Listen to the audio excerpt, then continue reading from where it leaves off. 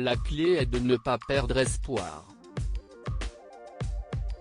Le 30 novembre dernier, en pleine course du Vendée Globe, Kevin Escoffier envoie à son équipe un message de détresse: « Je demande assistance, je coule, ce n'est pas une connerie ». Sur une mer déchaînée, le skipper voit son bateau, cassé en deux, commencer à couler, avant d'opter pour l'option radeau de sauvetage en attendant les secours alors qu'il dérive dans l'océan Indien. Un sauvetage qui a lieu le lendemain, après 11 heures ballottées en pleine mer, durant lesquelles Kevin Escoffier a pensé à ses proches.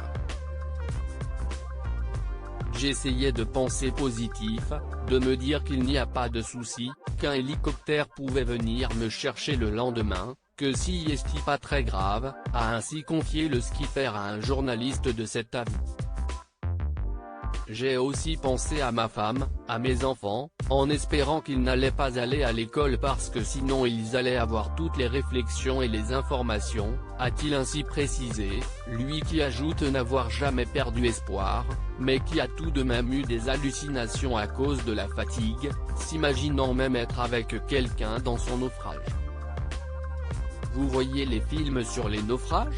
C'était pareil en pire. Après plusieurs heures en mer, Kevin Escoffier a finalement été secouru par son concurrent Jean Le Cam, lui aussi dans la course du Vendée Globe.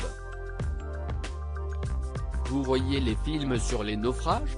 C'était pareil en pire, témoignait Kevin Escoffier mardi 1er décembre dans une vidéo publiée sur son compte Twitter.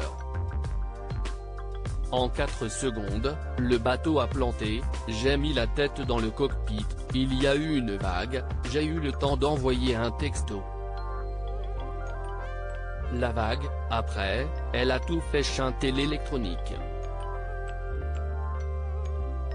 Si est un truc de barjo, plier un bateau en deux, quoi. Je n'ai fait, mais celle-ci. A-t-il précisé.